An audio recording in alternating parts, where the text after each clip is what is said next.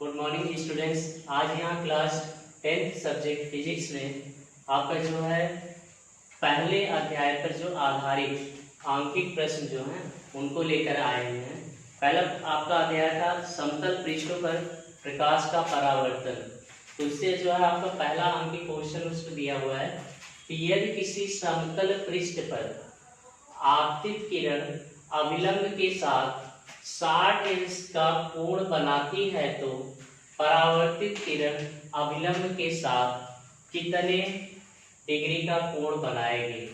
तो देखिए आपको बताया गया था परावर्तन के नियम के अनुसार कि आपका जो है आपतित किरण आपका अभिलंब के साथ जो कोण बनाएगी और वह परावर्तित किरण भी जो है अभिलंब के साथ जो कोण बनाएगी, ये दोनों कोण आपस में बराबर होते हैं। तो आपको बताया गया था यहाँ आपका जो है आपतित जो है आपतन कोण आपका दिया हुआ आई, आपका आई से डिनोट करते हैं 60 अंश, और यहाँ से आपका पूछ रहा है कि परावर्तित किरण अभिलंब के साथ कितने कोण बनाएगी, यानी आपका परावर्तन कोण आपसे पूछा जा रहा है। तो आपका जो है कोण आर आपका जो है 60 अंश ही होगा, क्योंकि आपको बताया गया था कि आई जो है वह आर के इक्वल होता है। परावर्तन के नियम के अनुसार जो एंगल आई है वह एंगल आर के इक्वल होता है। तो अगर ये आपका जो है 60 अंश है तो ये भी आपका जो है आर भी 60 अंश का होगा। क्वेश्चन नंबर 2 दिया है, यदि कोई प्रकाश किरण किसी समतल पृष्ठ पर 40 अंश कोण पर आपतित होती है तो ज्ञात कीजिए। पहला पॉइंट आपसे पूछा जा रहा है आपतन कोण का मान, दूसरा परावर्तन कोण, और तीसरा आपसे पूछ रहा है कि परावर्तित किरण और समतल पृष्ठ के बीच का कोण। तो चलिए देखा जाए। पहला चीज आप देखिए आपका जो है यहाँ पर ये फिगर भी दिया हुआ है, ये आपका समतल पृष्ठ है, यहाँ से आपकी आपतित किरण है, और आपसे कहा है ना कि यहाँ पर जो है यदि कोई प्रकाश किरण किसी समतल पृष्ठ पर 40 अंश कोण पर जो है आपतित होती थी, यानी इसके समतल पृष्ठ और ये आपतित किरण इसके बीच का कोण आपका 40 अंश है। तो आपसे ये पूछा जा रहा है आई कोण, आई यानी कि आपतन कोण। तो आप जानते हो कि ये आपका होता है अभिलंब, तो अभिलंब जो है वह समतल पृष्ठ पर 90 अंश का कोण बनाता है। तो यहाँ से अगर हम देख लें तो आपका हो जाएगा एंगल आई इक्वल टू, क्योंकि आपसे आपतन कोण पूछा जा रहा है, तो एंगल आई इक्वल टू हो जाएगा आपका 90 माइनस 40, क्योंकि ये टोटल एंगल आपका जो है 90 अंश का है, और 90 में से ये 40 हटा लेंगे तो आई का मान हमें पता चल जाएगा। तो आपका ये हो जाएगा 50 अंश। और फिर दूसरे में आपसे पूछा है कि परावर्तन कोण, तो आप जानते हो कि आपतन कोण जो है परावर्तन कोण के बराबर होता है परावर्तन के नियम के अनुसार। तो यहाँ से आपका दिखा देंगे कि आपका एंगल आर जो है वह एंगल आई के इक्वल होता है, इसलिए angle are equal to angle I, और एंगल आई का मान 50 अंश, यानी ये भी आपका जो है 50 अंश का होगा। और फिर तीसरा आपसे पूछ रहा है कि परावर्तित किरण और समतल पृष्ठ के बीच का कोण। परावर्तित किरण, ये किरण और समतल पृष्ठ, इसके बीच का कोण कितने अंश का होगा। तो जब ये आप जान रहे हो ये 50 का, तो कितने का होगा 40 अंश का, क्योंकि ये भी तो आपको सेम उसी तरह आपका व्यवहार कर रहा है। तो यहाँ आप लिख लेंगे कि आपका तीसरा पॉइंट कि आपका जो है आप परावर्तित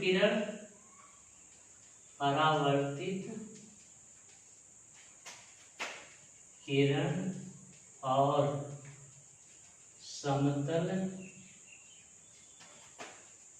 पृष्ठ के बीच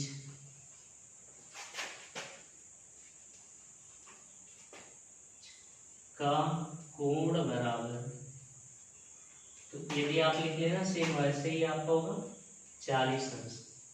40 अंश, क्योंकि आप जानते हो कि यदि आपका जो है 90 अंश का बनेगा, जबकि आर का मान आपको पता ही 50 है, तो 90 में से 50 हटाएंगे तो आ जाएगा आपका 40 अंश। क्वेश्चन नंबर 3 देखिए, लिखा है कि यदि कोई व्यक्ति समतल दर्पण के सम्मुख 3 मीटर की दूरी पर खड़ा है तो व्यक्ति से प्रतिबिंब के मध्य की दूरी का मान क्या होगा। देखिए आपका एक व्यक्ति है, मान लीजिए ये आपका दर्पण है, कहा है कि यदि कोई व्यक्ति समतल दर्पण के सम्मुख इसके सामने 3 मीटर की दूरी पर, मान लीजिए यहाँ पर ये वह व्यक्ति है और यहाँ से इसकी दूरी जो है 3 मीटर है।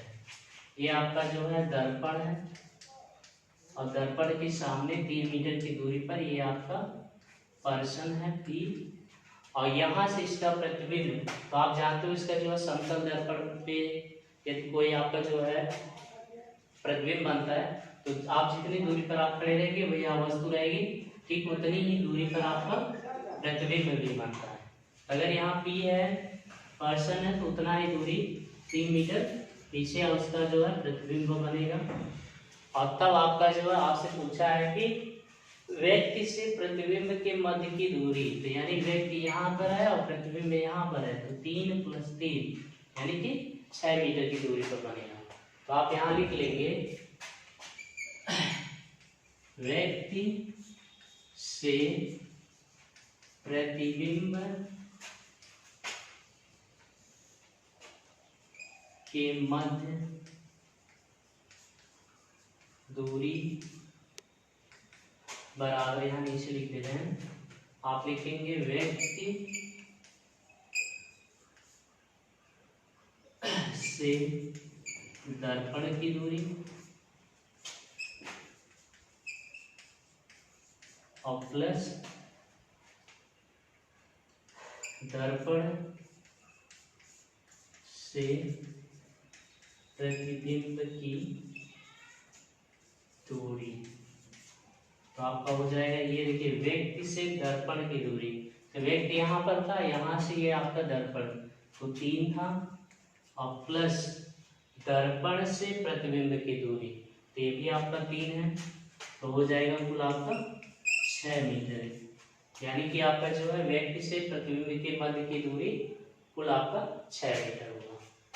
यहाँ देखिए क्वेश्चन नंबर 4 आपका दिया है, यदि किसी समतल पृष्ठ पर आपतित किरण अभिलंब के साथ 60 अंश का कोण बनाती है तो परावर्तित किरण समतल पृष्ठ के साथ कितने डिग्री का कोण बनाएगी। यानी आपका ध्यान दीजिएगा, ये मान लीजिए आपका समतल पृष्ठ है और यहाँ पर आपका जो है आपतित किरण अभिलंब के साथ 60 अंश का कोण बना रहा है, और फिर कह रहा है कि आपका परावर्तित किरण समतल पृष्ठ के साथ कितने अंश का कोण बनाएगा, ये आपसे पूछा जा रहा है।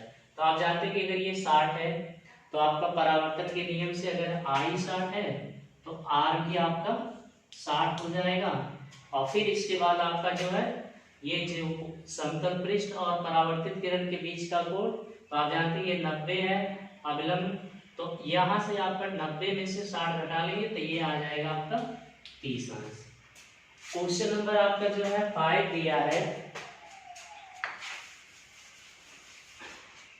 कि आपका यदि कोई मेज समतल दर्पण के सम्मुख रखी है, मान लीजिए आपका ये समतल दर्पण है, यहाँ पर आपका मेज रखा गया है, कह रहा है कि यदि कोई मेज समतल दर्पण के सम्मुख रखी है तथा मेज का प्रतिबिंब उससे 40 सेंटीमीटर दूरी पर है, यानी कि यहाँ पर आपका मेज है, ये समतल दर्पण है और इसका जो प्रतिबिंब है यहाँ पर कहीं बन रहा है, तो यहाँ पर ये इसके बीच की दूरी 40 सेंटीमीटर दिया गया है। तो अभी आप लोग इसी टाइप का एक सवाल लगाए थे, तो आप जानते हैं कि यहाँ से जितनी दूरी होगी मेज से जितना जो है दर्पण के बीच की दूरी होगी वही जो है, अगर ये x है तो आपको पता होना चाहिए ये भी x हो जाएगा। अगर हम ये मान लें कि दर्पण से मेज की दूरी x, तो आपका प्रतिबिंब भी समतल दर्पण में उतना ही दूरी पर बनेगा जितनी दूरी दूर वस्तु रखी जाती है, तो दर्पण से प्रतिबिंब के बीच की दूरी भी x हो जाएगी। तो आप देख लेंगे कि x + x बराबर 40, x आपका 2x बराबर 40 हो जाएगा, यानी x बराबर आपका 20 सेंटीमीटर। यानी कि आपका जो है तो दर्पण से मेज की दूरी क्या होगी, तो वो आप x माने और x बराबर 20, यानी इसका जो है आंसर होगा 20। आज के वीडियो में बस इतना ही।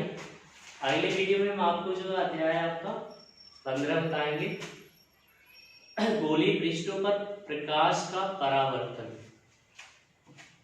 वीडियो देखने के लिए